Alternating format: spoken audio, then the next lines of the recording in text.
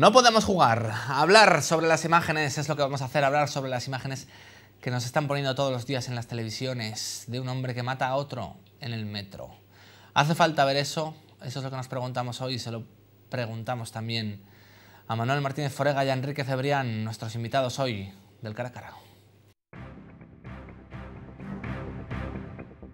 Creo que no es bueno porque creo en buena medida que es innecesario. En sociedades democráticas como la española, el derecho a la información y la libertad de información, desde luego, es algo muy importante. Nuestro propio Tribunal Constitucional así lo ha dicho, y es un derecho que tiene un carácter preferente ante otros derechos fundamentales que también tenemos reconocidos, en este caso los españoles. Sin embargo, tiene un carácter preferente precisamente para eso, para garantizar que efectivamente los ciudadanos viven en una sociedad en la que existe la libertad de información y en la que pueden en libertad informarse.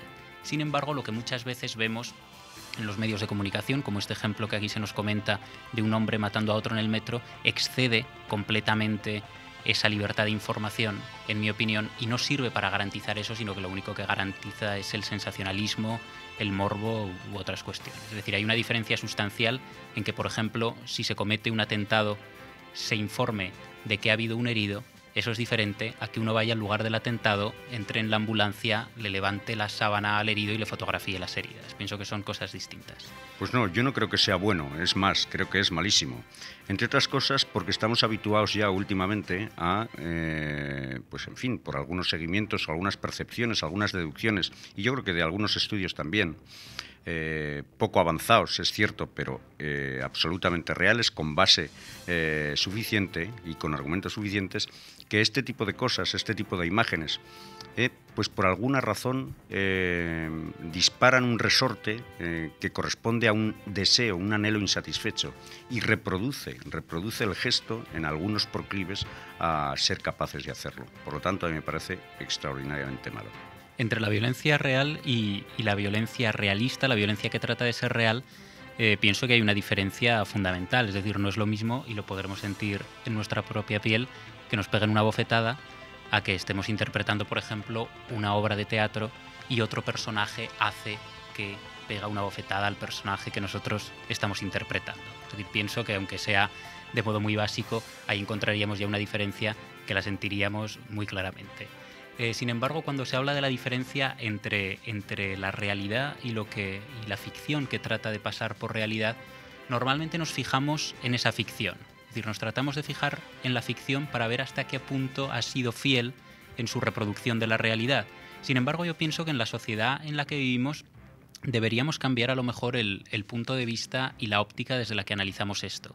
Y probablemente desde la realidad deberíamos analizar la ficción, es decir, deberíamos hacer lo contrario. Digo esto porque nos hemos acostumbrado, pienso yo, a que la realidad la entendamos como una ficción. Es decir, la violencia que vemos en los medios de comunicación, en la televisión fundamentalmente, pero también en la prensa, en la radio incluso, etcétera, es una violencia real. Nos cuenta historias reales, cosas que están ocurriendo aquí o a algunos kilómetros de distancia, pero que son absolutamente reales. Sin embargo, nos hemos acostumbrado tanto, y desgraciadamente, que creemos ya que es una ficción, en el sentido de que ya no nos emociona, ya no nos causa ninguna sensación. Es decir, antes, cuando salían cosas que hoy poco menos nos parecerían de risa en la televisión, nos avisaban antes de que las imágenes que íbamos a ver podían herir nuestra sensibilidad.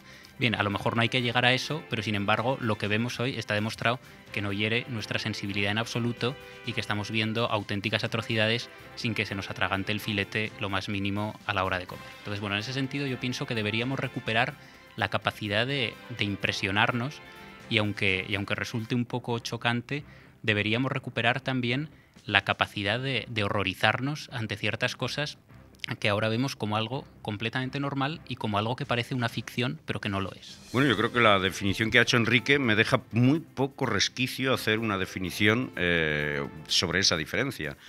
Pero bueno, en fin, voy a tratar de hacerla desde un punto de vista un tanto más histórico, aunque lo que dice Enrique tiene toda la razón del mundo. Quizá la diferencia que podría existir es la diferencia del teatro. Lo que podría existir es la diferencia del mediador.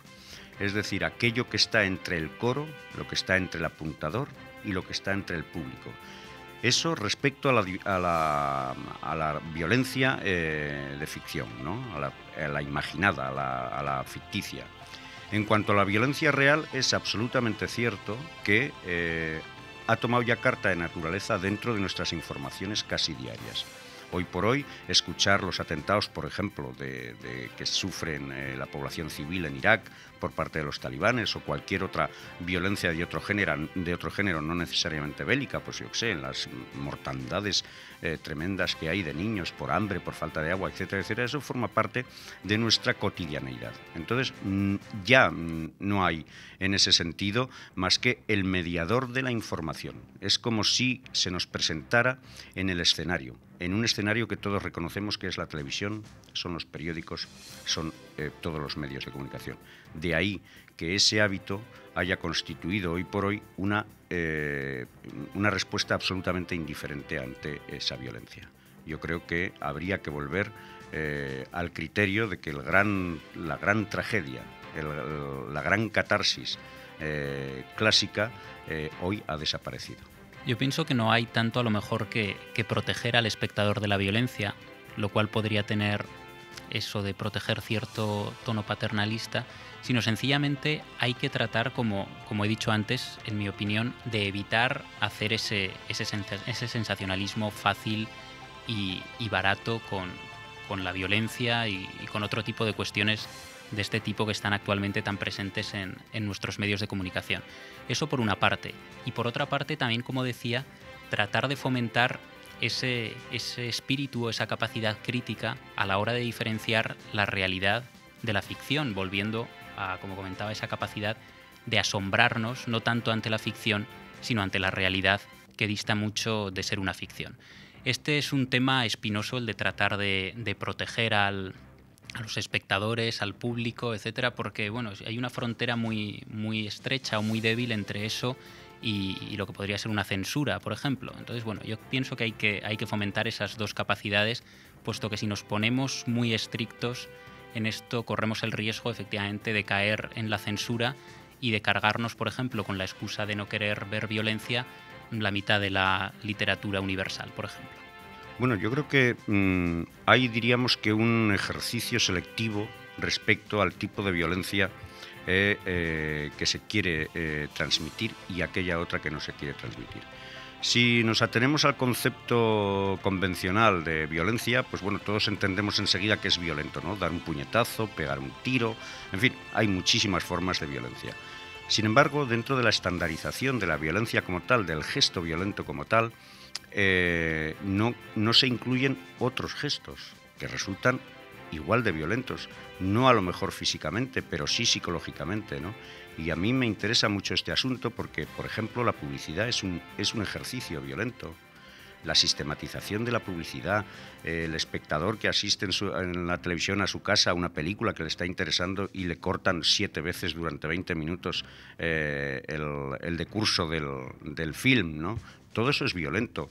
Hay otras violencias que no lo parecen. Ir a 160 kilómetros, aunque no te des la chufa, ir a 160 kilómetros por una carretera es un gesto violento, es un ejercicio de la violencia. Es un ejercicio de la violencia no dar un euro a un indigente, es un ejercicio de la violencia, y más quien puede darlo. Es un ejercicio violento la carga impositiva que, por ejemplo, sufren los ciudadanos españoles o de cualquier país o del modelo capitalista, no para repartir luego entre los pobres, como hacía Luis Candelas y Robin Hood y todas esas extraordinarias metáforas de la delincuencia, ¿no? Sino para proteger el estatus y beneficiar a unas minorías. En fin, hay muchísimas formas de violencia. Yo creo que en ese aspecto violento sí que se nos debería proteger un poquito más. En el otro la reconocemos enseguida.